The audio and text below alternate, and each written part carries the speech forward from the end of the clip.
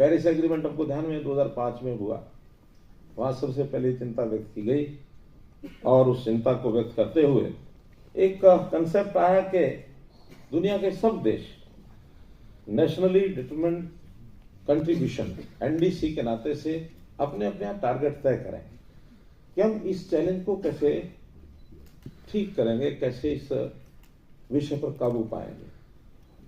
और उसके अंदर भी जो एमिशन कार्बन डाइऑक्साइड, इस पर चिंता की गई कि प्रदूषण बढ़ रहा है, वार्मिंग हो रही है, दोनों ही चीजें मानवता के लिए खतरा है। और जब दोनों चीजों का खतरा महसूस किया गया, यूएसए ने लीड लिया। उनका हम अपने यहां तय करते हैं कि हम अपने यहां इंडस्ट्रियल रेवोल्यूशन के बाद भी 1.5 डिग्री सेंटीग्रेड जो टेम्परेचर बढ़ चुका है, इससे ज्यादा नहीं बढ़ने देंगे। और दुनिया के सामने एक लक्ष्य रखा कि किसी भी कीमत पर 2 डिग्री सेंटीग्रेड से ऊपर टेम्परेचर नहीं बढ़ना चाहिए, अन्यथा खतरा हो सकता है। अब इस खतरे को लड़ाई लड़नी है तो कोई एक जिला, एक प्रदेश, एक देश नहीं लड़ सकता।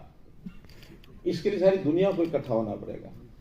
और सारी दुनिया को इकट्ठा होकर के पेरिस एग्रीमेंट 2005 में जब हुआ, उसके ऊपर सबने अपने टारगेट तय किए।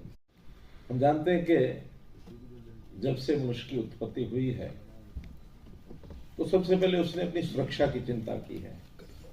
चाहे वो कभी जंगल में प्रिमिटिव एक क्रीचर के नाते से रहा हो, शरीर के ऊपर खाल ढकी हो, बाद में उसने बस्ती बनाई हो, मकान बनाया हो, और बाद में जैसे जैसे विकास होता चला गया तो उस विकास में कई कदम आगे बढ़ते चले गए। और कुछ चीजें तो ऐसी हैं जो हमारे अपने व्यक्ति के दायरे में हैं, छोटे दायरे में रहकर अपनी सुरक्षा कर लेते हैं। किसी गांव में, जिले में, प्रदेश में, देश में अपनी सुरक्षा कर लेते हैं।